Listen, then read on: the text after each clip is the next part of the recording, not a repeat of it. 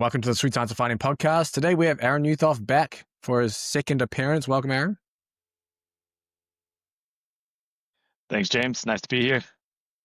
No, I appreciate you coming. We might have a little bit of lag. My internet's been dog shit recently, so we'll deal with it regardless. But it was about 2 or 3 years ago since you were last on, and we touched on a few different bits and pieces on punching power and even some wearable resistance stuff. But it'd be interesting to maybe just start with what's new in the land of Aaron in the past few years with your research, training, anything going on there. Then we'll run into a few different topics. We'll see from here as well. Yeah, man, it's been good. Been diving into all sorts of different things recently. Was fortunate to have a couple of PhD students just wrap up their projects the last few months around wearable resistance and change of direction work. So I've been diving into that space quite heavily. Also been working out with a group out of Tunisia with a lot of backwards running stuff. Been fortunate to be linking up with some ice hockey teams over in Slovenia and in the US as well. So kind of just looking at, how can we assess what's happening on the field? How can we do some training that actually translates to better performance, either on the ice, on the field, or in the ring? Dude, that sounds cool. I want to start on the backwards running stuff because it's so out there in terms of training methods, because no one thinks about just doing something backwards as a way to train. So give us some background. Let's just start with, why would you even look to investigate something like this? Dude, yeah, the actual story behind where it came about. It's a bit wild. So, I came down and was living with my PhD supervisor, Dr. John Cronin, JC. He's a goat there in the field. And we were doing a bunch of yard work, and we were towing this heavy ass tarp, and we were pulling it forward like you would a traditional resisted sled. And we just get knackered with it. And so we flip around and we start towing it backwards. And JC looks at me and he says, "Hey, mate, is this easier going backwards than just going forwards?" And I was like, "Actually, yeah, it is." And he's like, "I think you need to do your PhD on this." And I thought he was crazy. I was like, "This dude's got a screw loose. Like, I just moved 3,000 miles to New Zealand. What the hell did I get myself into?" But I started looking into the research, and it's not a whole hell of a lot of it out there, but what was out there was starting to get really compelling. We were looking at muscle activation patterns, looking at patellofemoral compression forces. There's a couple of studies by Turblanche et al. That were looking at the effects of backwards running on, agility training and speed and things. And what was actually coming out of it looks like there was a unique adaptation. And so I kind of went to a bit of a rabbit hole and was looking at kind of central pattern generators, so how our body moves, the neural networks and things like that. And so when I started looking at this research by Hookheimer et al. And started to look at some work by Kavanaugh, and we actually look at, there's a shared circuitry that runs your body for locomotion. And the more variety of locomotion you get, the stronger that circuitry actually becomes, the more fluid you become at these movements. So this high movement variety actually translates to a shared circuitry, which improves basically activation to the musculature. And so it was awesome. And then I dove into Kavanaugh stuff, and what they looked at was basically, you've got a typical stretch shortening cycle, which is pretty much got a high braking force, and then a slower propulsive phase at high speed velocity running.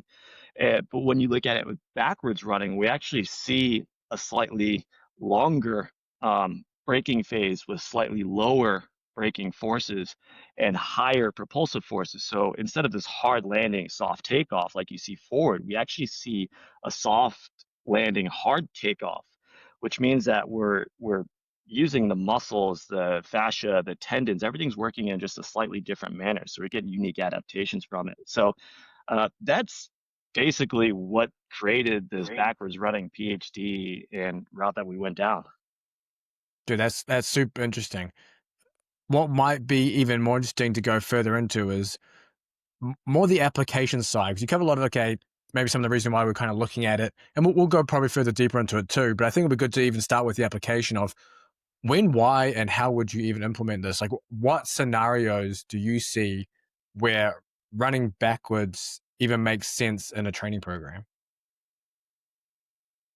Yeah, well, I guess let's look at it beyond a training program. Let's look at it in a real life situation. So, rugby league, rugby union, American football, and soccer, or for those European or the rest of the world, football. We see that between 3 and 7% of a match is conducted running backwards in some fashion.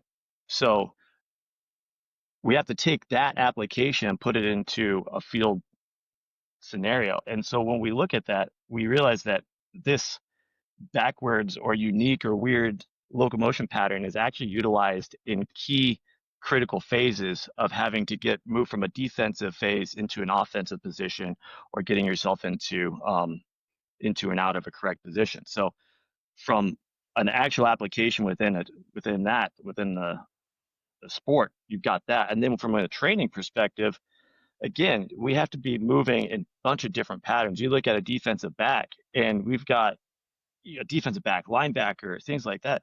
And they're always moving in and out of different locomotive patterns, whether it be a backwards run, a shuffle, a karaoke, a crossover run, a sprint. And so you have to have that coordination pattern. So uh, from that perspective, we got it. When we start looking at training itself, you know, backwards running's been in warm-up programs in athletics or track and field programs since the beginning of time. We look at the Soviets, and they were doing backwards running way back in the day. This isn't unique.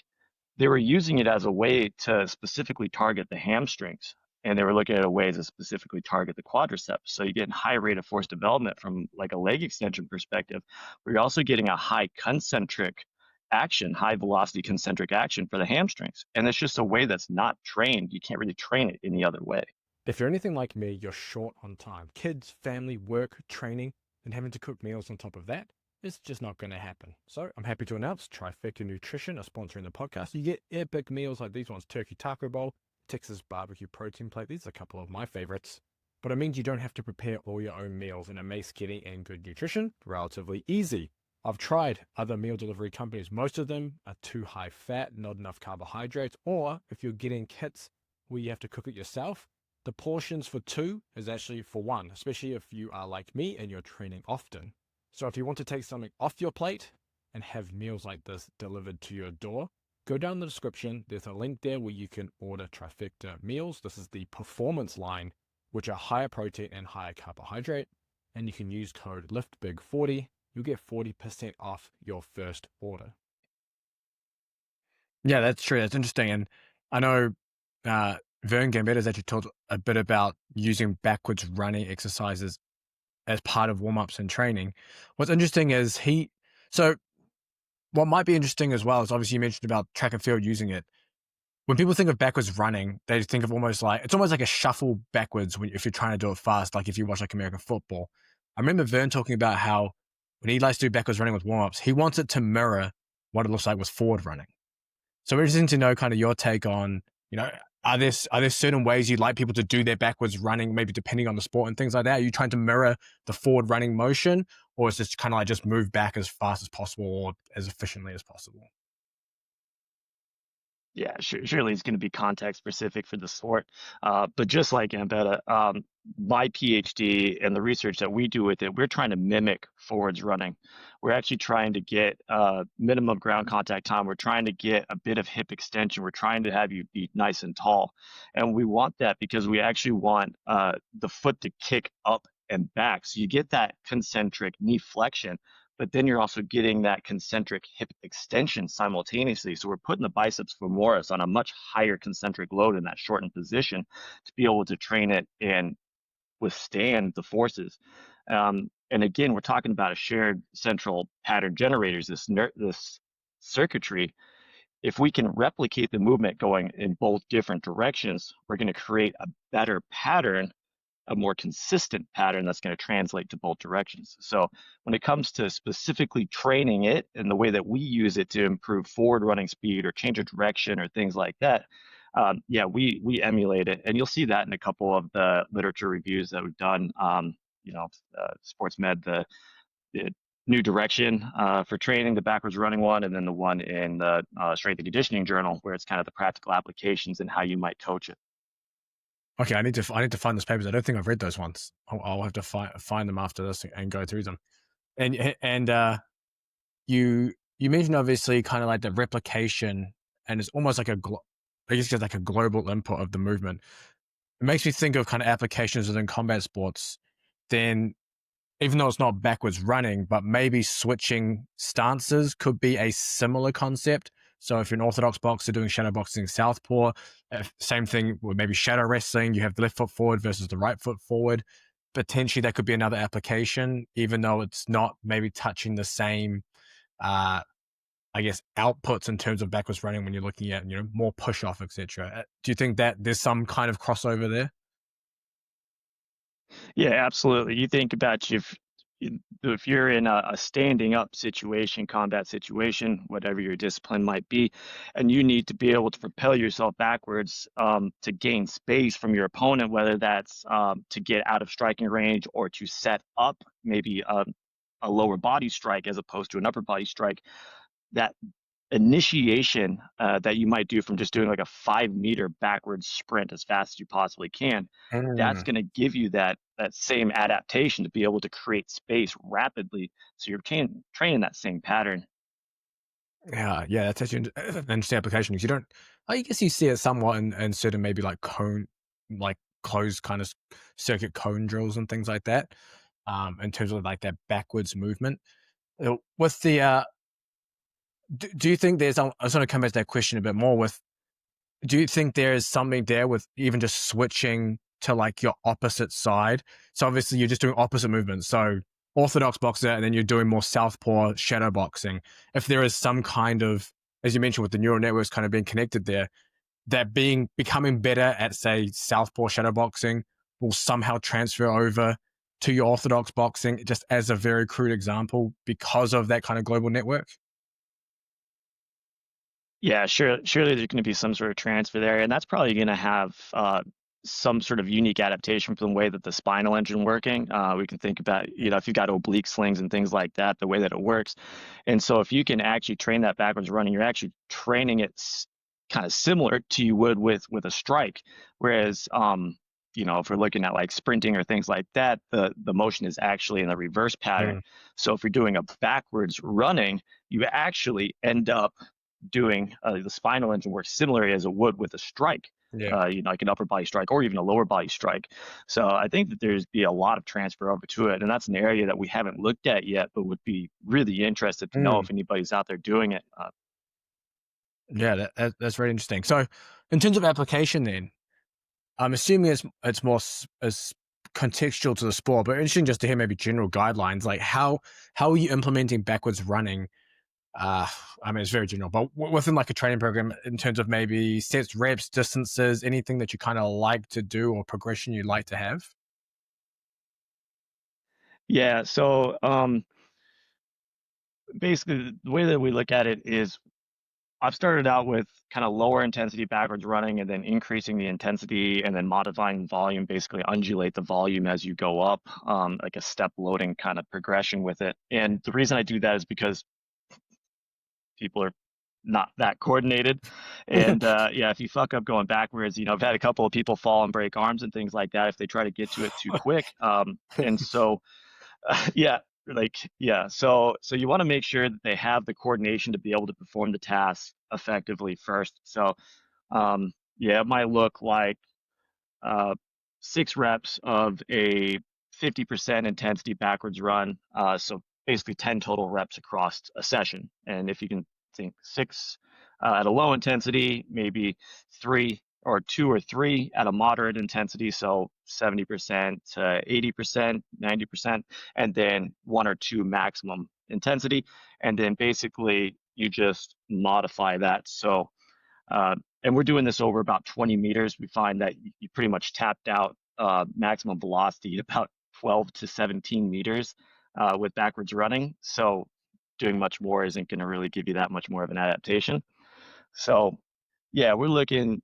somewhere between 200 to 300 total yards or meters across a session. And then you Okay. just vary the intensity based on the training phase. Earlier in the phase, more kind of lower intensity. Later in that training phase, once they've adapted and they're used to the movement, let's go ahead and crank that intensity up and get some more high speed meters in. I'm assuming that this When is. you come Oh, in, yep. You go. I was just thinking that another thing that you asked there is kind of you asked about kind of set rep configuration, but we're also thinking about, how many sessions in a week do you need? And this is something that we've been looking at quite a bit recently with this group out of Tunisia. Is we're looking at 1 day versus 2 day training. And this is mostly with youth athletes, so we got to put this into context here. But what we're seeing is that same volume split across 2 days tends to give you a better adaptation than a single day, at least for kind of neuromuscular adaptations. But when it comes from a metabolic adaptation or a physiological adaptation, what we're seeing is that it doesn't matter if you lump all of your volume in 1 day or split it across two. I'm assuming that that this backwards running is in addition to everything else that is going in the program, or is it replacing some of the other conditioning or running in the program? How does it usually fit within some of these scenarios? Yeah, so it is the way that we've organized our studies is we're using their traditional warm up as a control or their traditional training as a Okay. control. So we'll have a traditional, training approach or warm up approach. We'll have a forward running approach, and then we'll have a backwards running. So we can look at the adaptations for the three different groups, and then do an A/B comparison for equivalent volume. Okay, gotcha.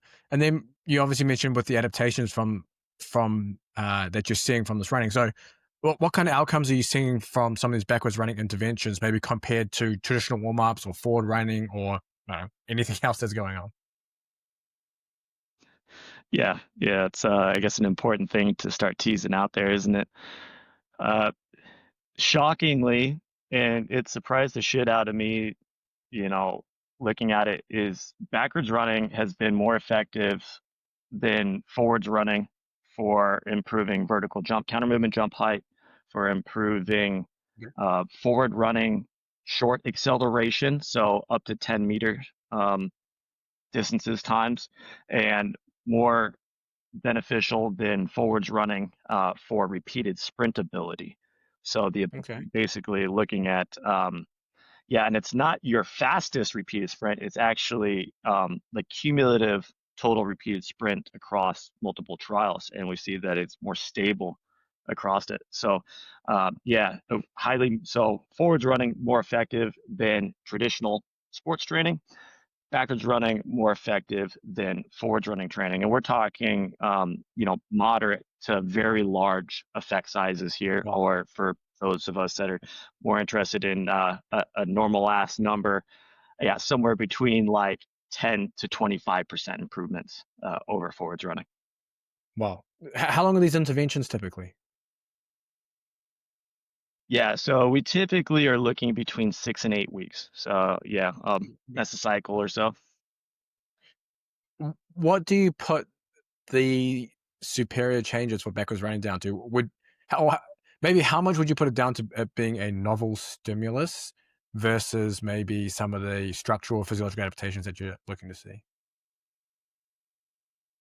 Yeah, that's a great question. I think I really wish that early on in this we would have had a look at time course for adaptations, and that's something that we're really going to try to tease out here moving into the future. Is this a neurological thing? Is it a neural stimulus that they're just improving that from a coordination perspective in the first week or two, or is it some sort of morphological or architectural adaptation to the neuromuscular system? And I can't really tell you what that is because we haven't done the time course for adaptations, but I can speculate that it's a little bit of both. I think that they're improving coordination, and I think that's probably the primary adaptation. I think that there is some neuromuscular adaptation from a high velocity kind of concentric approach to the hamstring. So I think we're actually changing muscle fascicle architecture a bit, which is going to help translate to improved forward sprinting ability, as we know. There's probably also a little bit of an adaptation when it comes to greater cross-sectional area of the plantar flexors, the triceps surae muscles, because of the slightly longer ground contact times and the double plantar flexion that we see in backwards running compared to forwards running. Okay, that's super interesting. And then more speculation that you might not be able to answer, but how do you think that these how do you think it, just in your opinion, if this was done long term, say throughout an entire year or entire training camp, whatever it is, do you think that the superior nature of backwards running would still hold over maybe other interventions, or do you think it is worth keeping for long term to continue making improvements, maybe in addition or in replacement of something else? Yeah, I think that there's going to be a point of diminishing return. Absolutely. Just like any other training idea, if we're going to be doing squats, you can only do one type of squat for so long before you start to plateau. I think there will be a plateau with the adaptations that you see with backwards running. But I think that though you can do it as a novel stimulus. So if you're able to improve that coordination, I think you could, if somebody hasn't done this particular task, if you are doing this over 3 to 6 months, you're going to see continued improvements. Yeah. And that's what I see with my athletes. So I do it with, I train speed, agility, quickness drills for a bunch of different athletes, and they are continuing to adapt and continuing to improve more with backwards running than forwards running over 3 to 6 months. But then you got to start throwing different things at them. So we're throwing like backwards power skips for height, backwards bounding, backwards Um, different things. mhm. And so you can modify the task around the basically training phase, right? So early off season, okay, you can just kind of go for a little lower level, just do some normal ass backwards running, maybe some low level skipping, some swaggers just to kind of get it. But as you're getting closer to the season, you can start looking at increasing, whether it be impulse or whether it be velocity or whatever it is that your sport needs more of, then yeah, modify the exercise to fit the demand. But I would always keep it in your program in some way, shape, or form, just to keep it fresh in their mind, just to keep that circuitry cool. And Mm. and if that means that you're just doing like a backwards run to a forward run, or you're doing circular runs or whatever it is, just to improve that coordination, that's what we're seeing that is translating most onto the field, court, or arena. I love that idea of backwards like power skips and backwards bounding. I didn't even think of that. I was like, that makes so much sense to use. I'm gonna have to try that maybe on Saturday. I'm gonna try that Yeah, myself and try not to fuck it up. But you give it a go. oh You're gonna fuck yeah, it up a few times, man. It takes a little while to yeah. get used to it. You actually answered some of my question about overload, because obviously you mentioned about, at some point you're going to have to, you know have some form of overload or increase the intensity of it to continue to get adaptations. I can't remember who it was at AUT, Farhan maybe, who did the eccentric backwards. Was it eccentric backwards walking that he did his PhD on? Yep. Um, to, tell me, have you played around with that at all? Or do you think there's any merit within this kind of framework? Yeah, absolutely. So what Fahan did is he had basically you were facing forward, so it was looking like a normal resisted sprint, but this device was actually towing you backwards. So obviously a long time on the ground. We know that eccentric training is really good for increasing muscle fascicle length, increasing cross-sectional area of a muscle. So both those things can increase both force output and velocity. So yeah, I played with that quite a bit. We're actually now working with the eccentric cycle. So we've Mm-hmm. just had another thing in-house at AUT where we're looking at using eccentric cycling and similar Is concepts. that So we got Brunelli's this contraption? wheelchair. Yeah, exactly. So yeah, Briggs's contraption there. So we've got this case study going on with a wheelchair sprinter, and we're seeing ridiculous, like 3 times. improvement in standard, like 3 times the standard deviation and improvements in 4 weeks of using this device in sprint times. And so, we know that there is something unique around that eccentric component to it. And I think that similarly, what you do in like an unresisted sprint backwards, you're getting that eccentric loading at ground contact for the posterior chain, kind of the opposite way that you would do for the anterior chain Mm, with forward sprinting. So definitely. And, we looked at actually loading up a sled. So I guess more from a concentric mhm, perspective, if you're towing sleds backwards as fast as you possibly can, it's still pretty effective. We don't see the like forward sprint training, backward sprint training pretty similar when it comes to forward sprinting ability. But when it comes to counter movement jump height, you know, massive just leg extension activity, we see that there's massive improvements and also improvements in stiffness. So if you need a fast stretch short mm. cycle, so you think in combat sports where you need to be poppy and be able to move quick, That's high interesting. Interesting. transfer. Yeah, yeah. I love the eccentric cycling thing's awesome. I know I've talked to Matt for fucking ages on that as well because we had we had phone calls about it. What I think a year or two ago as well. And when we were in New Zealand, and I think we ended up running into Europe at Millennium at some point too during that time.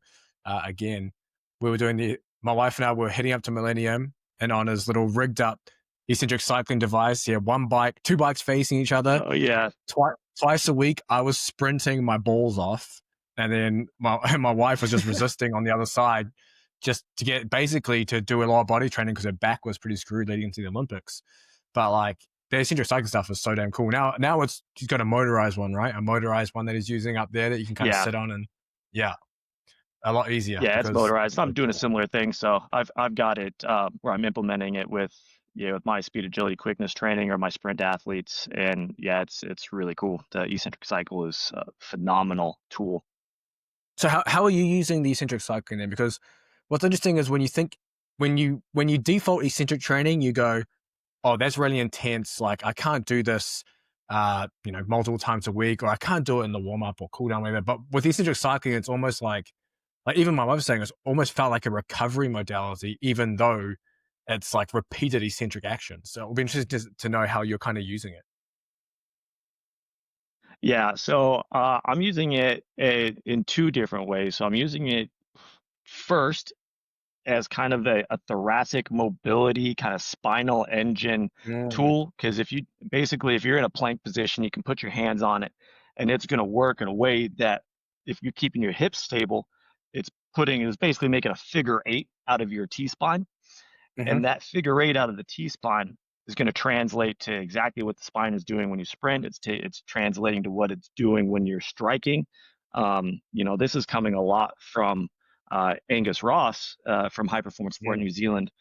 His ideas around it, and so I've taken that and applying it to my sprinters, and so I'm seeing that they're in being able to utilize their spine in a whole body coordinated pattern more efficiently than just trying to focus on power from the lower body. So mm. that's one application. And the other application I'm doing is I'm putting them in sprint specific positions to either prime them before they're going to go out. And basically they do, 10 to 20 seconds of eccentric cycling, trying to resist it as hard as possible. And then they go and they sprint.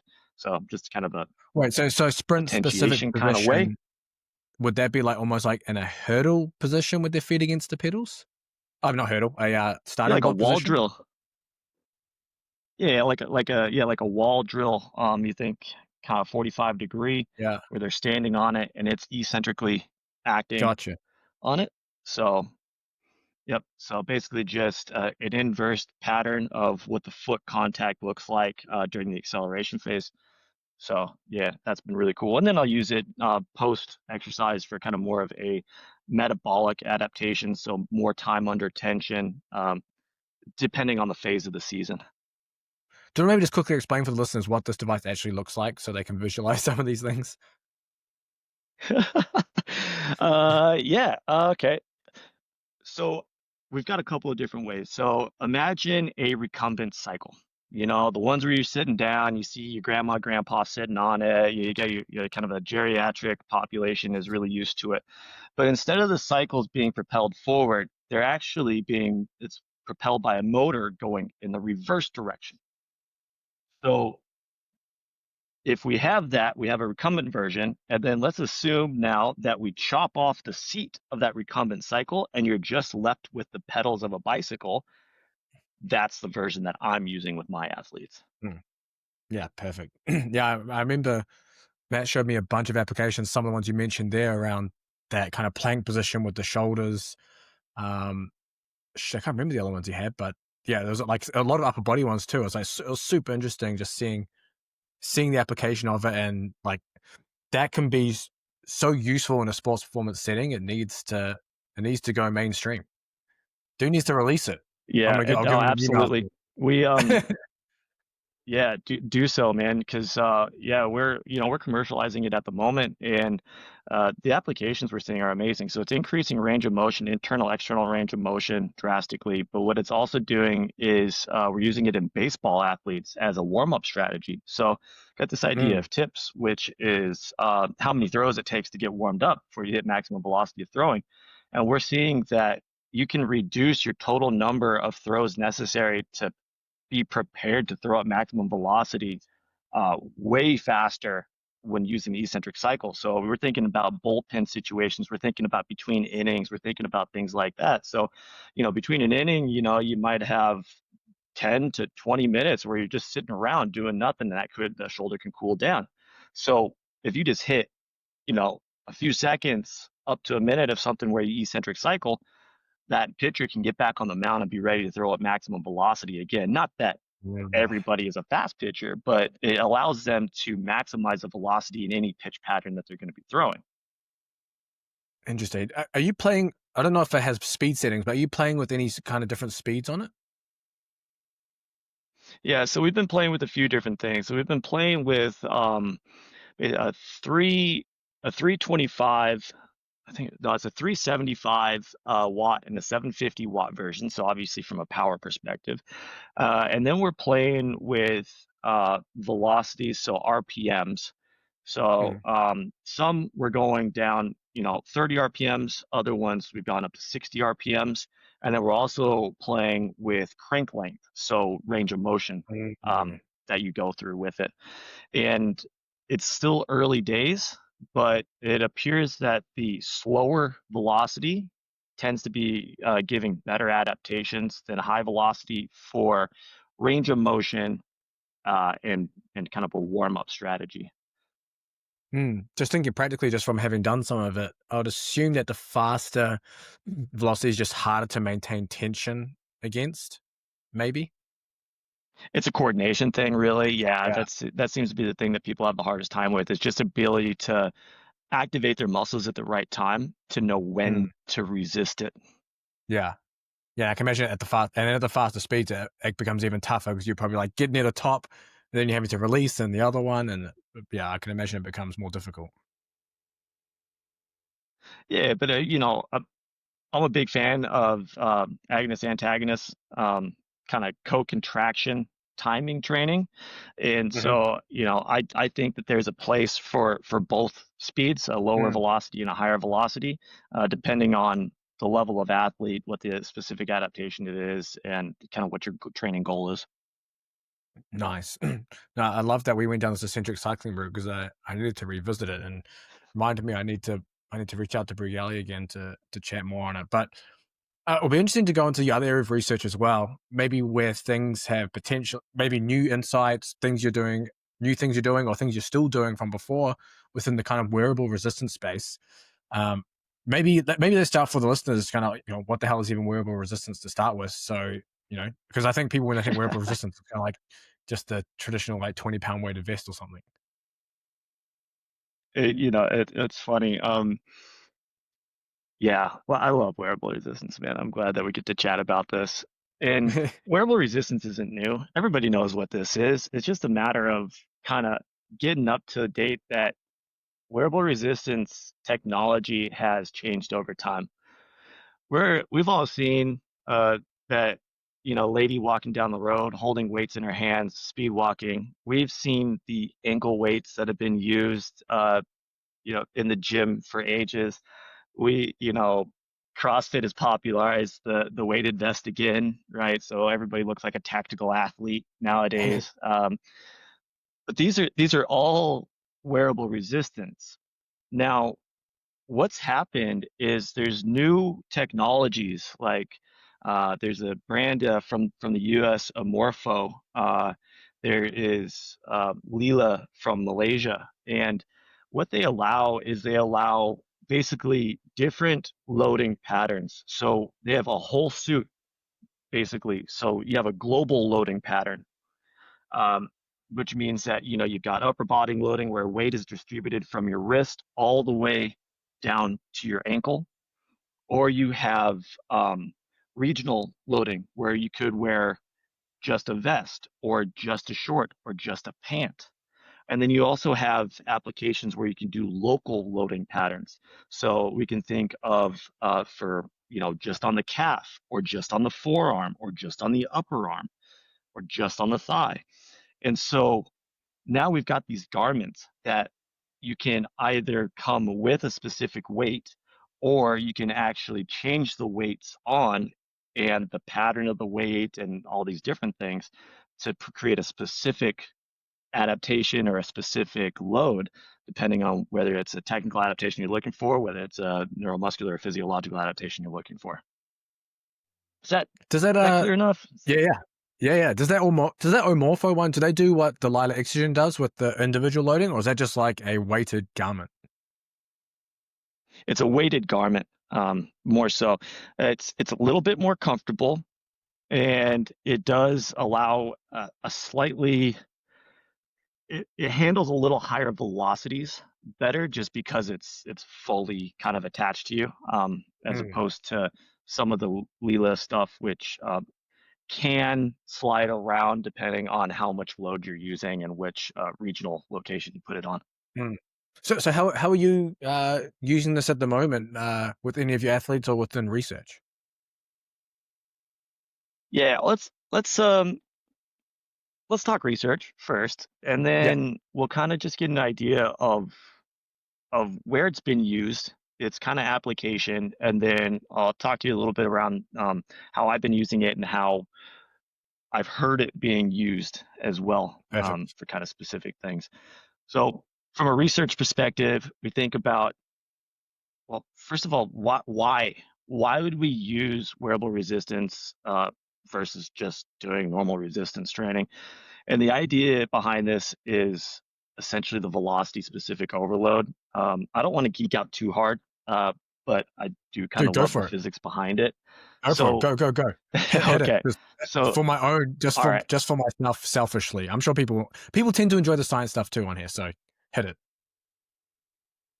All right, cool. All right. So we need to start out with understanding the equation for kinetic energy. All right. All right. So that's probably over some right now. But kinetic energy is the equation is 1/2 mass times velocity squared. So what we see in this equation is that velocity, the squared part of that equation, has a higher impact than what the mass does. So for an example, if we move 100 kg back squat at 0.58 meters per second squared, what we get is basically 17.4 kilograms per meters per second. So our kinetic energy is 17.4, essentially. Okay. If we move 1 kilogram at 6.1 meters per second squared, we get 18.6, basically, kinetic energy is 18.6 kilograms per meters per second. Okay. So if you can move a lighter load at a higher velocity, you're actually undergoing greater amount of work than the lower load at a or higher load at a lower velocity. Okay, so very basic there. So we know that if you are putting this on the calf and you are moving at, you know, top sprinters somewhere, 9, 10, 11 plus meters per second squared while wearing wearable resistance, we're going to be getting astronomically greater loads on the hamstrings for eccentric, basically eccentric hamstring or knee flexion or knee extension. So we can target the muscles from that perspective. So we've got the kinetic energy equation out of the way. That's fine. We got to realize that this is also kind of linear. This is just a linear equation. And most of the things we do in the gym are all linear. So what we need to then kind of switch our mind to is that we move from this idea of vertical or linear loading to rotational loading. So rotational or angular kinetic energy, similar equation, but now what we're getting is if you increase the circumference of a circle, so you think of like a leg rotation, you think of like a punch or a jab, or sorry, not a jab, but like an uppercut, a roundhouse kick, things like that, where you're starting to increase the radius of your movement. Well, now we're starting to get even a greater adaptation that's just going to transfer based on velocity specific adaptations. Okay, so we'll kind of go with that for now. I don't want to go With the too. Oh with no, we the need to talk about with rotational inertia. the angular, its angular momentum is what is it? It's not mass times radius squared, is it? It's something else. Did I get that right? Or wrong, I should say. Half times the inertia with the angular velocity squared. I think that's the That's for one. kinetic energy, right? That's for Is that kinetic energy. That's okay? And then there's rotational or angular. Yep. okay, angular velocity. Oh, okay. Yeah. No, carry on. I'm just trying to connect things in my head while I talk out loud and sound like a dumbass over here too. Carry on. No. Now you get so it's half the inertia times the angular velocity squared. That's rotational kinetic energy essentially. And then the next thing what we're talking about here is rotational inertia. Okay, so inertia is mass times the radius squared. There we go. Okay, That's the so equation. if See, you have, I had it. there you go, you got it. You got this. So essentially, if with wearable resistance, it's really cool because it gives you the ability to progressively overload without having to have more mass. Essentially, I equals mass times the radius squared. Again, we're looking at mass is a singular metric, and then the radius, you square that. So if you can think of like a limb, so you start at your bicep. Well, your radius is relatively short from the insertion point, from the proximal insertion point of the shoulder. If you move down to the wrist, your radius of that becomes exponentially greater as it's squared. So you can simply overload the inertia of a movement by moving the load further down instead of having to just keep adding more and more and more mass, which is what we have to do in the gym a lot of times. So just grasping, the kinetic energy perspective, that if we can increase velocity, the velocity component is more important. And if we increase the radius or the distance from the proximal insertion of a body, then that's going to lead to greater adaptation. So that's kind of the two ways that wearable resistance is beneficial. Now, when it comes to like what it's useful for, essentially we can see that we get, we'll just talk about metabolic cost first, and then we can kind of talk about some neuromuscular adaptations and some other stuff. So, if you're wearing shorts, what we found is if you wear shorts and for every 1% increase in body mass that you put for wearable resistance, you get an increase of about 1.6 oxygen consumption. Okay. So 1% body mass What does that on mean? the And thigh. what does like 1.6 oxygen consumption mean? And kind of like, I don't know if there's like a analogy or something that could be used for that. What's the best way to explain what oxygen? It's just the more it's basically just the amount of oxygen required to complete a task. Gotcha. And what would be like? So What would be like going for a walk or a jog or something like that? Is there like like something that the activity could be compared to? I was trying to think just for easy visualization. yeah, Yeah, that's a great question. Uh, Yeah, what's the we'll come back actual to it. thing? I'm trying to. All right, well, I'll have to pull up the study from it because it's a couple. It's from a couple of the published studies that we've done on this, um, from what is it, Field, Alistair, his master's program. But anyway, okay, so from the thigh, it increases by 1.5% oxygen consumption for every 1% body mass that you increase in the thigh. But when we move it down to the calf, you get a 2.6% increase in oxygen consumption. So it's just, you know, shows that if you move weight from a thigh to the calf, it follows along with this inertial, that mass times the radius squared equation, that you're going to increase the metabolic cost of this.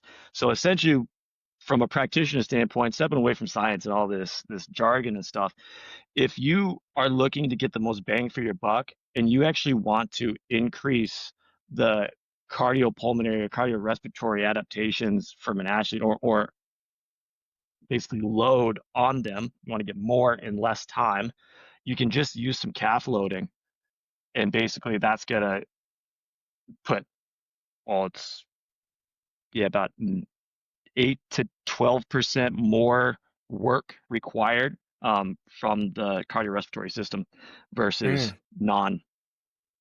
no load at all.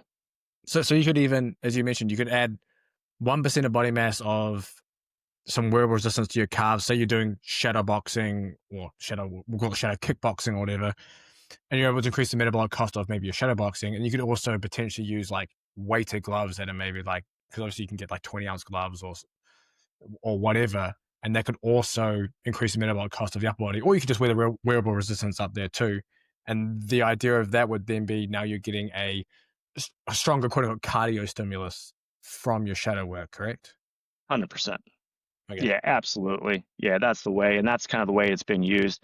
And so if we look in from a combat sport perspective, let me pull this information up. So when we look at it, Del Vecchio and his colleagues, a few years ago, looked at using whole body loading with wearable resistance, and they did basically shadow boxing. They did kind of some other training, like they actually just wore it during a training session, versus a group that didn't wear it during a training session. And what we see is we get an increase of 26% in jab impact power. We get a 51% increase in cross impact power. We're seeing a greater vertical jump. We're seeing greater 5 rep max bench press, and we're seeing greater 5 rep max half squats. So, like, is really impressive. But the biggest thing was, compared to the control group, that jab impact power and that cross impact power were way more effective than just doing your training without it. So if you're looking How at long was increasing striking the power, was this like an intervention period? Was it? It was like tested before and after. 6 weeks. Yeah, Okay, nice. Yeah. Yeah, well, again, it makes sense yeah, just from physics in a sense with that. But carry on because you wanted to cover after the physiological stuff. I think you wanted to cover some other adaptations with that or use cases. yeah. We can talk around some other things. So most of our research has really been in the sprinting space. That's where the majority of this research has been, both from an acute and a training perspective. So what we end up seeing basically is that when you start using the forearms, you start increasing basically propulsive impulse, you increase step length, you decrease step frequency, and you can increase flight time. So basically, where you put this loading is going to change the stimulus or the acute response to it. Okay, so um, from like a sprinting perspective, if we load the arms, we know that it's going to allow you to carry a little bit more time in the air. So it overloads step frequency. So if you are having a hard time applying, basically turning your legs over, you can wear this, and then you're going to be able to improve your frequency when you take it off. Alternatively, if you put it on the calf, what it does is it overloads contact time and stride length. So if you are somebody who has a hard time putting power into the ground, then you can put it on the calf. So these are different kind of use scenarios for these are acute scenarios which we can transfer over into a training program and then see long-term adaptations.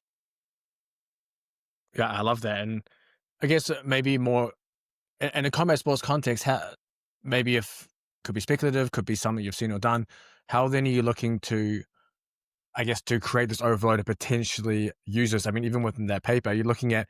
I guess it probably depends on how well trained someone is. Because if you just slap it onto the calf for someone brand new, I mean, that's a shit ton of torque, and it's going to come through the hamstring and stuff when you're throwing kicks and whatnot. So, is there some progression that you like to use typically, maybe within in combat sports or things you like to do? Yeah, so this is a really interesting thing that we found, and it is context specific, and it is funny that you use that example for the kick. So um, Seth Linetsky and the crew from the uh, UFC Performance Institute in Shanghai, we did a review a few years ago on the effectiveness of different training methods for impact power for all different types of strikes. In kind of two key takeaways here was that just kind of directly from the paper is that specific training methods such as banded strikes or wearable resistance appear to basically preferentially transfer to kicking performance. Performing combat training with wearable resistance leads to greater increases in punching performance. So banded strikes better for kicking, wearable resistance better for punching. Um, Wearable resistance seems to be more beneficial for punches rather than kicks. The exact causes of this difference remain to be fully established. However, what we speculated is that wearable resistance may cause an inappropriate overspeed effect because of the greater inertia of the lower limb. And then this may result in athletes applying braking forces to maintain limb control during a kick. So Okay, yeah. wearable resistance, yeah, right. So better for upper body strikes than lower body strikes, likely because of some sort of probably a temporal disruption and that kind of increased braking. So more co-contraction with a kick than you would hope for. You're almost trying to stop the knee from like overextending because you have so much, well, not so much load. You have the load and the speed at the bottom end, so you're trying to stop that knee from extending so much that you just like tense, and you can't quite get that Yeah, effective mass to essentially yeah. transfer that force Remember through. mass radius squared, right? So Mm. radius squared, if you're using a kick, that radius moves way out, and that velocity spins you around. So we were doing a study Mm. with Red Bull a few years ago where we were looking at using it with basically their extreme sports athletes to increase centrifugal force so they can get more rotations. And what we were seeing is that when they were loading their arms and they were doing this, it was spinning the athletes so fast that they were actually not able to track where they were landing. So I think a similar effect is probably Yeah. happening here. So yeah. Would you then recommend that if you were going to use wearable resistance for kicking, you would load it on the thigh somewhere, or do you think that's even worth doing? Yeah, I would probably stick to your bands. I'd probably stick to a thigh. That would make sense. I definitely wouldn't be loading the calf for increasing Interesting. lower body striking. Yeah. Again, you got to think about the pattern of if it Mm. depends. Like if you're using like a teep for Muay Thai, that would probably be highly effective. If we're looking for like a tactical athlete or somebody who needs to kick in a door, then that's probably going to be a little bit more effective because we're not actually increasing the radius of Yeah. it. Where it's more of a linear action. So just like with our upper body punches, we're seeing that there's more power can be improved. Well, it's likely because we don't punch with a fucking crazy haymaker, right? At least professionals don't. So, yeah. So then, would you be loading for the arm? You'll be loading uh, basically as far down the arm as possible. So you're looking at kind of distal loading for punching as well. Yeah. So, recommendations around that would be to start proximal. So start up kind of by the bicep and get used to it. So you can you're not disrupting your natural pattern. You're still throwing the hand quick, and it's more up there. And then you add a little bit of load, so you start getting used to what it's like to have a little bit more mass around the shoulder. So you get a little bit of increase in strength, maybe a little bit more size of the shoulder, and then you might lower it down across both the upper arm and the forearm, Mm, the proximal part of the forearm. And then once you start getting a feel of it, you progress that down further and further and further towards the wrist. Another really important thing here is that there's different ways that you can load it. So with like the Leela gear, for example, it has this like fusiform, it's like a teardrop yeah. example. So it's got a fat end and then it's got a skinny end. And that means that there's going to be more mass at the fat end. Well, what you can actually do, and it depends on your striking style and things like that. But if you want, say, the hand to roll over in a punch to get more maybe the first knuckle on a strike, what you can actually do is you can put the weight so there's more fat end on the inside and it's going to rotate the hand over faster. Mm, So it's going to increase the velocity at which you can snap the wrist into position. Now that brings me to a really important point that this is from Joel Dolcetti, who is the mm, founder of Leela, and it's you load to correct or you load to get the exercise in the pattern that you want to first. So for that example, you load the fat into the inside, so it snaps the hand into the position that you want it to be in, if that's what you're looking for. And then once the technique is exactly where you want, then you swap it and you load to get the strength. So you load basically the I opposite want then. the hand to snap over, but the fat end's on the other side. So it actually forces the musculature to rotate the wrist into that position. Mm. No, I love that. Yeah, and as you mentioned, Dolcetti there. If anyone's wants to listen to more of this, go back. It must be 2 years ago now. I interviewed Joe after this podcast. Listen to Joe Dolcetti, and then you can listen to John Cronin as well, and you can listen to Angus Ross. I think all these three people have been mentioned, and Seth.